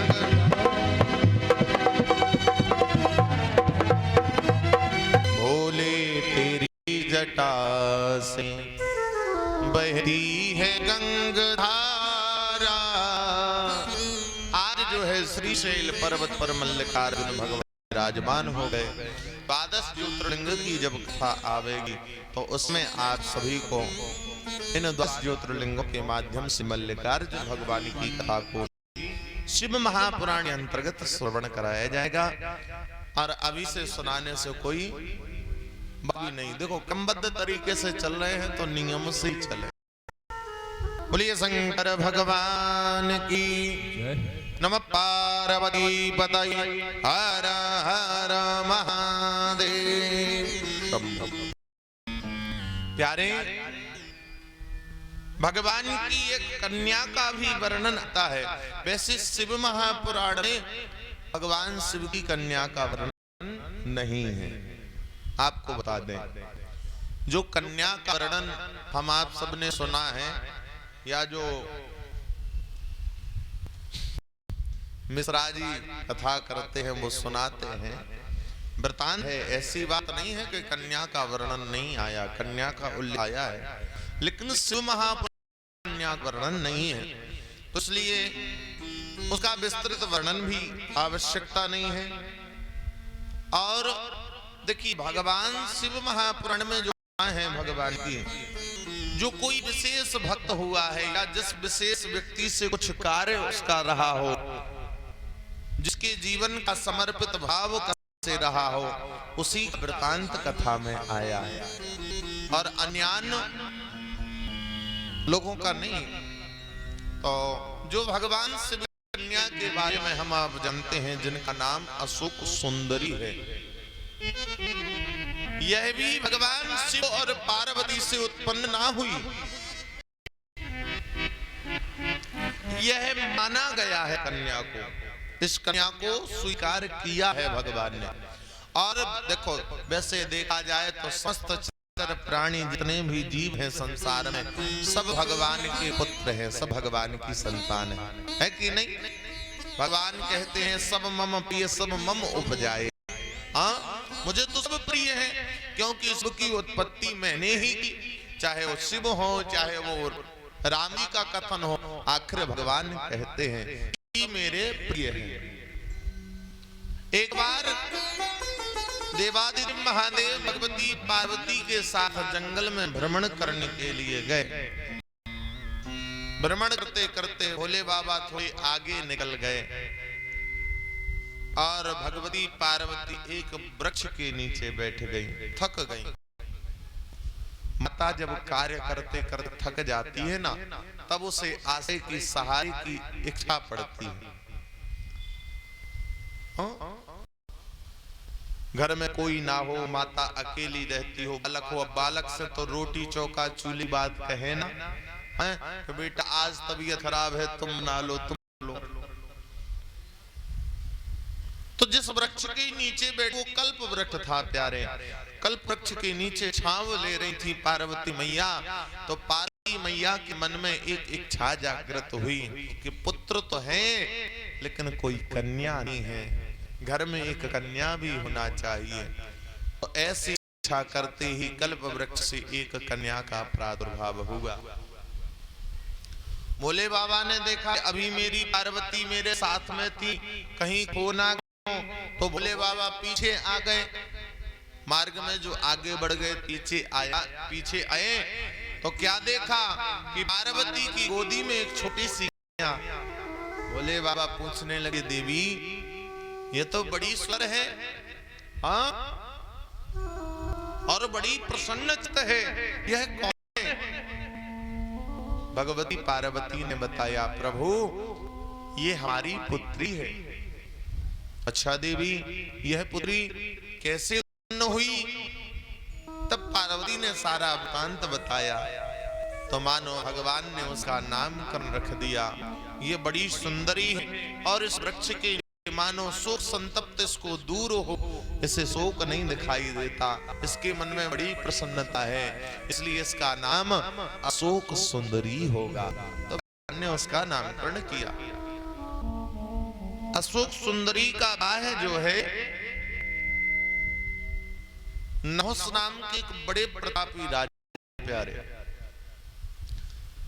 जिन्हें इंद्र पद की उपाधि प्राप्त हुई। अशोक सुंदरी का विवाह नहुस के साथ कराया गया। क्यों? एक बार अशोक सुंदरी जंगल में ऐसे ही क्रीड़ा करते हुए घूम रही थी। एक हूंड नाम का राक्षस आया, उसने अशोक सुंदरी को देखा, मोहित हो गया और बलपूर्वक विवाह करने को तत्पर हो गया। सुंदरी ने कहा कि मेरा विवाह बचपन में ही नहुस महाराज के साथ तय हो गया है और मैं तुमसे विवाह नहीं कर सकती, तुम इच्छा को त्याग दो। तो उस राक्षस ने कहा, मैं नहुस मार दूंगा, जान से ही मारूंगा, तब तो तुम मुझसे विवाह करोगी। तो अशोक सुंदरी ने क्रोधित होकर के उसको श्राप दे दिया, ए राक्षस, तेरी मृत्यु मेरे पति नहुस के द्वारा ही तेरी मृत्यु हो, मैं तुझे ऐसा श्राप दे दूं। और ऐसा श्राप देने के कारण उस हुंड नाम राक्षस की हत्या जो है नहुस महाराज ने बलपूर्वक से मृत्यु दंड दिया, उसका प्राणांत हो। ऐसा बल देख के अशोक सुंदरी ने नहुस महाराज के साथ विवाह संपन्न किया। नहुस को इंद्र पद प्राप्त हुआ, लेकिन वह भी इंद्र पद से च्युत हो गए, नीचे गिर गए। प्राचीन काल एक वृतांत है, शायद मैंने भागवत जी की कथा में आज सभी को श्रवण कराया था, वृत्तासुर संवाद। इंद्र ने जब विश्वरूप जी की हत्या की, जिन्हें विश्वरूप ने नारायण कवच का उपदेश इंद्र को दिया था, और जिस नारायण कवच के प्रभाव से इंद्र ने स्वर्ग पर अधिपत्य पाया, उसी इंद्र ने विश्वरूप जी के तीनों सिर काट दिए। कथा याद है कि भूल गए? भूल गए? भैया पट्टू पढ़ो, पट्टू बिल्कुल नहीं पढ़ रहे हैं, पट्टू पढ़ ही नहीं रहे।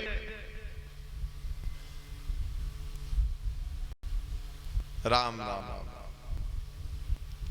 प्यारे, विश्वरूप जी के 3 सिर थे, एक से अन्न ग्रहण करते थे, एक से जल ग्रहण करते थे, एक से सोमरस का पान।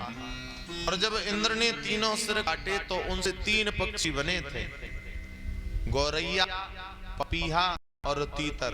अब तो ध्यान आई, हाँ जा पट्ट ध्यान आ गया, हाँ विशेष ही बात ध्यान आ, सामान्य बात ध्यान नहीं आई।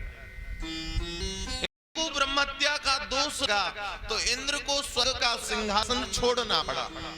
भाई जिसे हत्या का दोष लग जाए वह किसी भी पद पर प्रतिष्ठित हो उसे पद का त्याग करना पड़ता। तो इंद्र जो है, इंद्र को स्वर्ग का अधिपत्य छोड़ना पड़ा। अब स्वर्ग का सिंहासन जो है बिना राजा के विचार किया कि अब इस सिंहासन पर किसको बिठाला जाए। उस समय इस धरती पर नहुस महाराज का बड़ा प्रताप था, बहुत न प्रताप।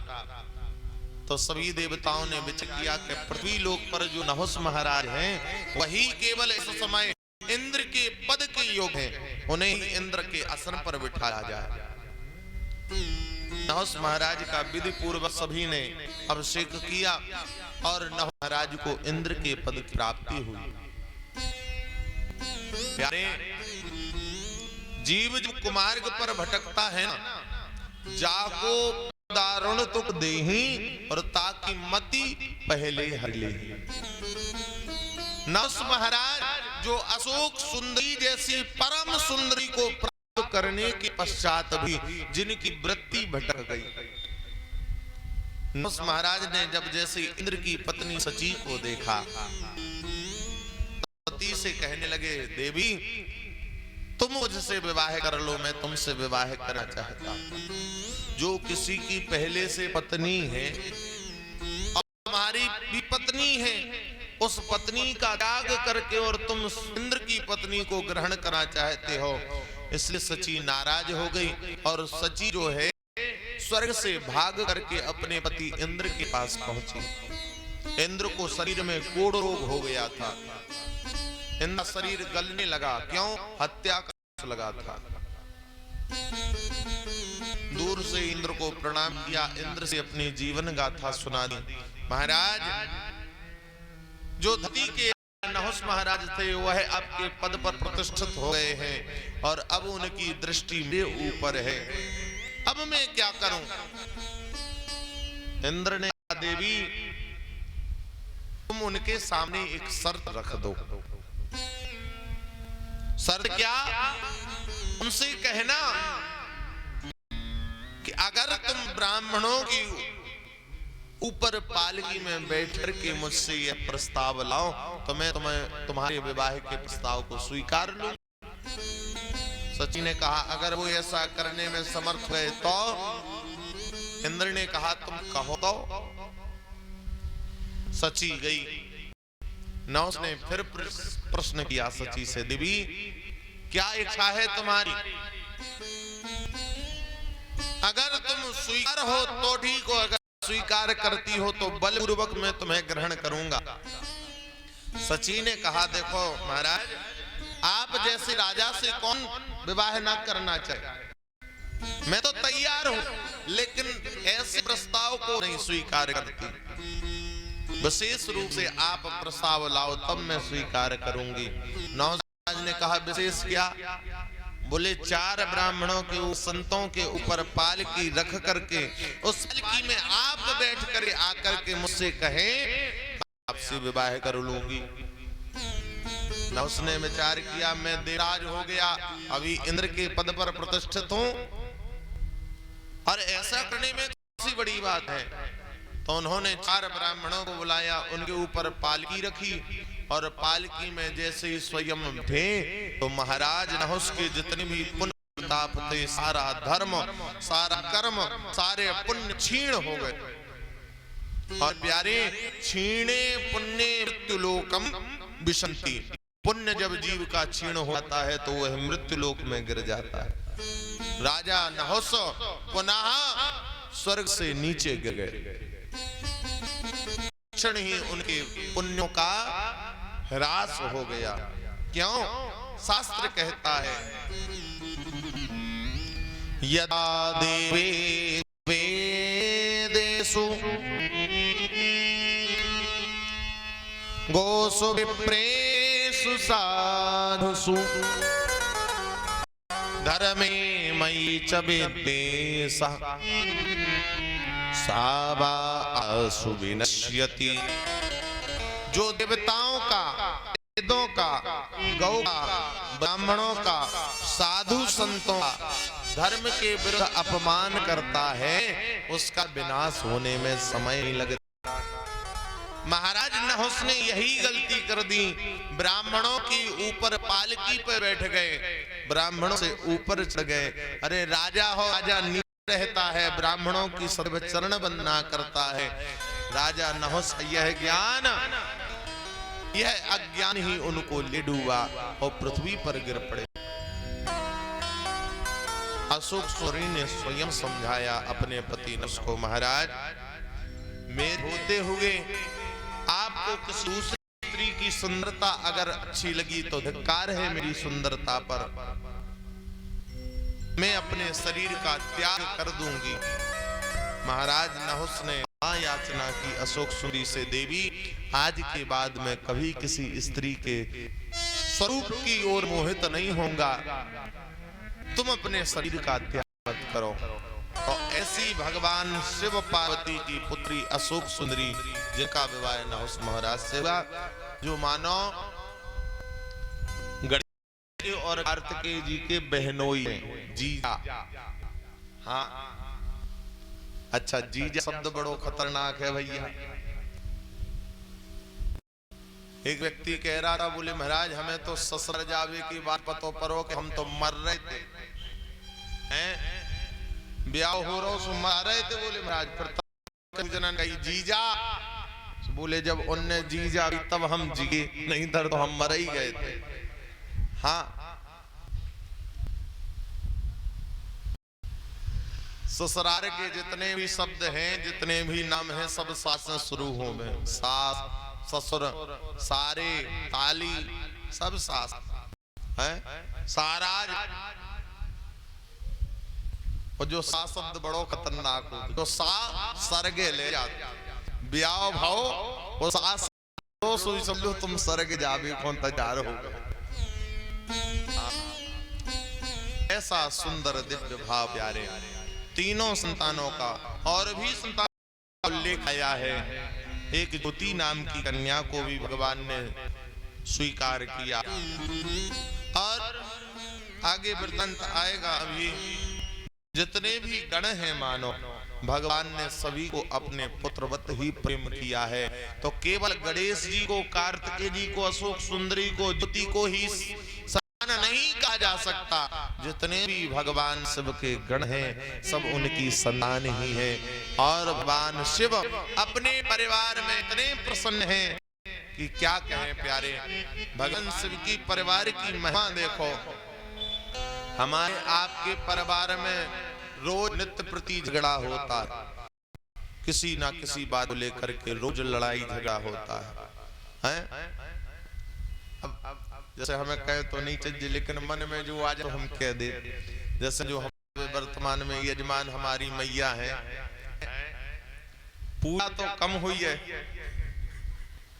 हाँ? लेकिन पहला भी एक दूसरे से लड़। अच्छा देखो, एक चीज और भी है प्यारे, लड़ना झगड़ना भी अच्छा है, पारस्परिक प्रेम में वृद्धि होती है। लिखा है, शास्त्री आज्ञा देता है कि पति पत्नी में झगड़ा होना भी चाहिए, उसमें जो संबंध होता है उसमें मिठास बनी रहती है। झगड़ा करना, रात गई बात गई, अगले दिन पता नहीं होना चाहिए कि कल हमने तुमसे क्या कही थी और तुमने हमें क्या कही। रात व्यतीत हो गई, उस बात को समाप्त कर दिया जाए। पति पत्नी का जो झगड़ा है वो 1 घंटे 2 घंटे 4 घंटे 10 घंटे बस। और अगर एक झगड़ा को अगले दिन तक आप ले गई तो ही समझ लो कि आपके परिवार में पतन का कारण आ चुका।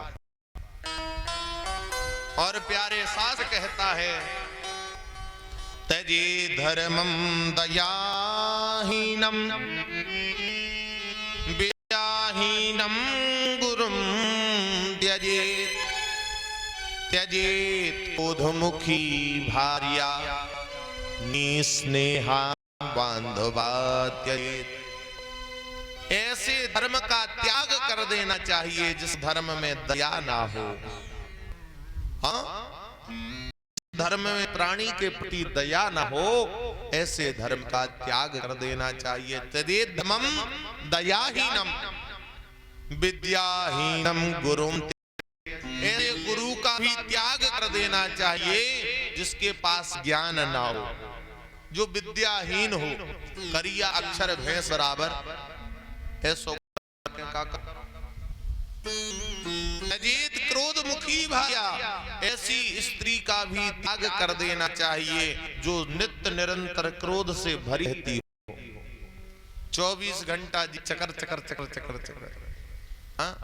मिर्च सी छिड़कती रहे, ऐसी स्त्री का भी त्याग कर देना चाहिए। और निस्नान बांधवा त्यजेत, ऐसे परिवार का भी त्याग कर देना चाहिए जिस परिवार में प्रेम ना हो, आपके प्रति भाव ना हो, ऐसे परिवार का भी त्याग कर देना चाहिए।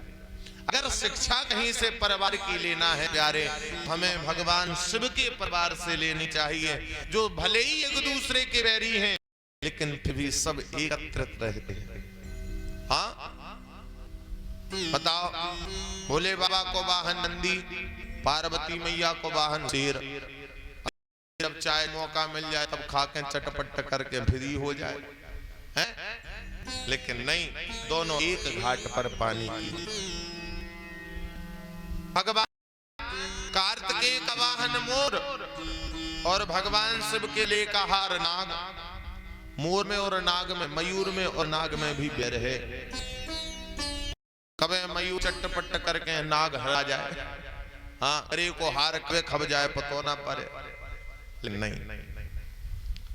अच्छा, भगवान शिव के गले का और गणेश जी को चूहा, नाग और मूसक में बैर है कि नहीं? सर्प मूसक बैर। अहि मूसक वृत्ति देखी आपने? अहि मूसक बैर सुना है आपने? एक बार नाग जो था पकड़ने वाले पिटारी में बंद कर दिया। चूहा किसे आया तो नाग ने देखा छोटे छोटे छिद्र होते हैं उसमें। नाग ने देखा कि बाहर चूहा है। नाग में इतना बल नहीं होता चोंच में कि वह पिटारी को तोड़ सके, काट सके, बाहर निकल सके। नाग ने अंदर से आवाज लगाई, और भैया मित्र कैसे हो? चूहा ने सुनी मित्र कौन बुला रहा? बोले अंदर है पिटारी में। चूहा समझ गया, बोले अच्छा तुम हमारे दुश्मन बोल रहे हैं? मित्र कह रहे, तुम कहां से आ गई जा अकल? आज तक तो तुम हमारे पक्के दुश्मन रहे, आज मित्र के क्या बात है? नाग ने कही नहीं नहीं नहीं, अरे भैया तुम तो मित्र हो, कमाऊं भूल बस गलती सबसे हो जाती। जब माँ से गलती हो सकती है तो हम तो साधारण जीव हैं, हमसे भी गलती हो जाती है, लेकिन तुम तो हमारे मित्र हो। बोले वो तो ठीक है, चलो ठीक है, तुमने मित्र कही तो ठीक है, बताओ बात क्या है? बोले भैया बस इतनी सी आवश्यकता है, केवल मित्र की सहायता चाहते हैं। नाग ने कहा मित्र की सहायता सो। चूहा बोलो काय की सहायता? बोले भैया तुम जा पिटारी में तो छेद कर दो ताकि हम बाहर निकल आए, मुक्त हो जाएं। चूहा बोलो हमने छेद करो और तुमने पट हमें कालो फिर? बोले नहीं भैया की बातें देखो तो हमारा ने गल रास्ता करो, हम तुम्हें खा रहे, ऐसा हो ही नहीं सकत। तुम्हारी कसम हम तुम्हें लाएंगे, अब तो छेद कर दो। चूहा ने नेक सो छेद करो इसे कि अगर जैसे जब तक बाबा न करे तब तक तो हम भगाइए। नाग ने देखो कि छोटो सो छेद है, अबे नगर ना। चूहा बोलो भैया हमने छेद कर दो, हम जा रहे। नाग बोलो हाँ भैया अबे नहीं तो हम निकरे ना पे, तुम छेद करो ना करो सब बराबर, थोड़ा सा बड़ो सो कर दो। तो चूहा ने थोड़ा और बोले अब हम जा रहे हैं। बोले भैया हमको न कर पे। बोले बा इमे तो तुम निकल ही आओ। बोले नहीं निकल सकत, तुम्हें विश्वास ना हो तो तुम न करके देख लो एक बार। चूहा था बाहर, चूहा अपनी मित्र की बातों में आ गया और जैसे ही उसने पिटारी में प्रवेश किया सो सांप ने गप पकड़ लो, पी के चाट पचके फिर बाहर निकले। ये है अहिमूसक। अहिमूसक क्या? तुम्हारा मित्र तुम्हारी जड़ें खोखले करने के लिए, तुम्हें ही खाने के लिए, तुम्हें मीठी मीठी बातों से रिझाएगा, तुम्हारा हर्ष बढ़ाएगा, तुम्हारा अरे भैया की बातें, तुम जो उदानी हैं, तुम जैसो कोनो बड़ो आदमी, वाह जैसो कोनो परोपकारी संसार में है ही नहीं। और फिर जब वह समय देगा तो स्वयं तुम्हारा भक्षण कर जाएगा, तुम्हारी वृत्ति का भक्षण कर लेगा। ये अहिमूसक वृत्ति। सर्प में और चूहे में लेकिन फिर भी देखो प्यारे भोले बाबा के स्थान में दोनों प्रेम से रहते हैं। चूहा और मृग चर्म पे बैठत भगवान बागाम्र पर भगवान बैठते हैं। अच्छा चूहा के दांतन को कहूं चैन नहीं परत, कछू ना कछू काटते ही रत। लेकिन इतने बस व्यतीत आज तक बागाम्बर को ढका नहीं लगाओ चूहा ने, है कि नहीं? कितनी अच्छी बात। एक दूसरे के सभी विरोधी लेकिन नहीं, सभी प्रेम आचरण करते हैं, सभी प्रेम से रहते हैं। प्यारे परिवार में किसी का कैसा भाव हो है, किसी का कैसा स्वभाव होता है, कोई छोटा होता है, कोई बड़ा होता है, कोई उग्र स्वभाव का होता है, कोई साधारण होता है, कोई सरल होता है, लेकिन सबको प्रेम से रहना चाहिए। जैसे भगवान शिव का रहता है ऐसे ही हमें अपने परिवार में भी प्रेम से रहना चाहिए। बोले शंकर भगवान की नमः। पार्वती पतये हर महादेव। आज मानो सभी जो है मूषक हो, मयूर हो, नाग हो, नंदी सिंह हो, सभी भगवान से प्रार्थना करते हैं और कहते हैं इस भजन के पश्चात आरती हो। तेरी शरण में आकर मैं धन्य हो गया, तेरी शरण में आकर मैं धन्य हो गया, तेरी शरण। ताली के साथ सेवा कर दे। हो गया तेरी शरण में आकर मैं धन्य हो गया, तेरी शरण में आके मैं धन्य हो गया। जन्मों की प्यास थी जो, ओ जन्मों की प्यास थी जो, मैं संपन्न हो गया, तेरी शरण में आकर मैं धन्य हो गया, तेरी। ताली के साथ सेवा कर।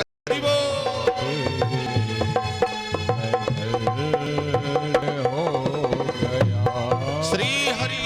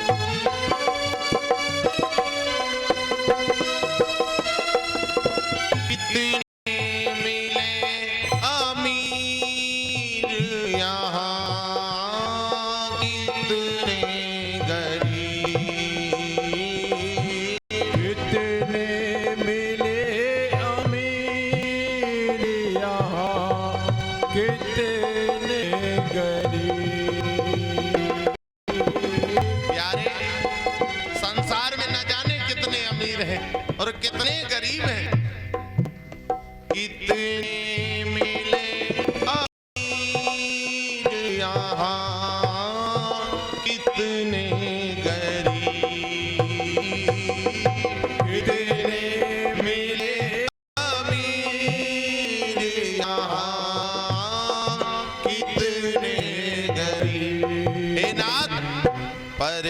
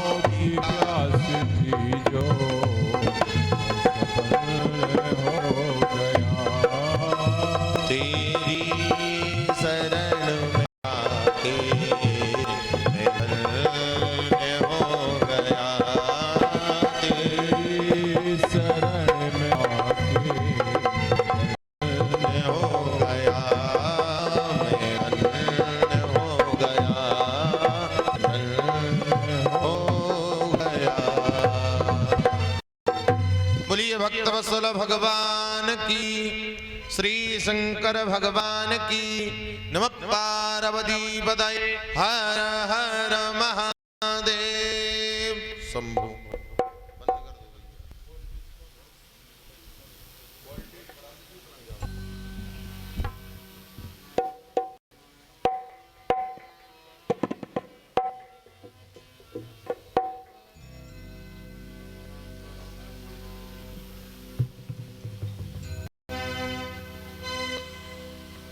ओम ज्वालामालिन्यमारतनेश्वरी नमः दीपशिखायै नमः सर्वोपचारान्धाक्षपुष्पाणिं समर्पयामि।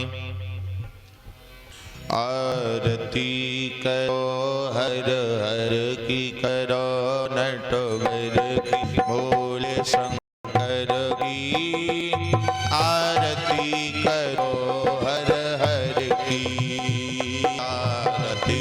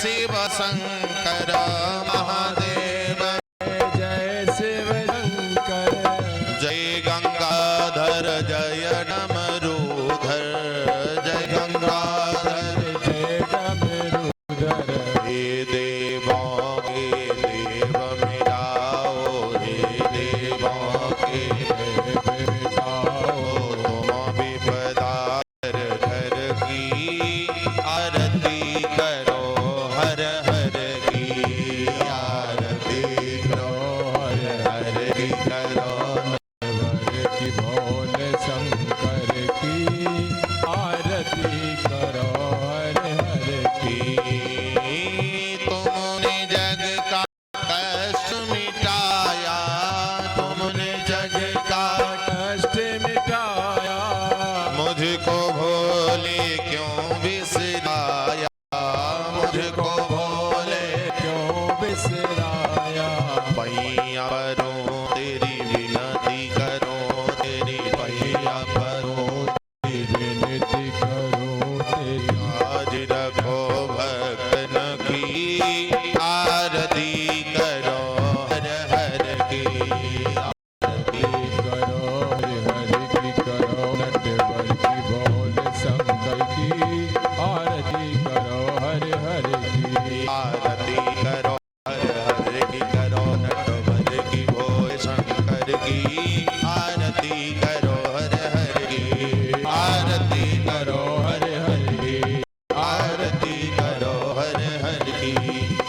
आरती करो हर हर की।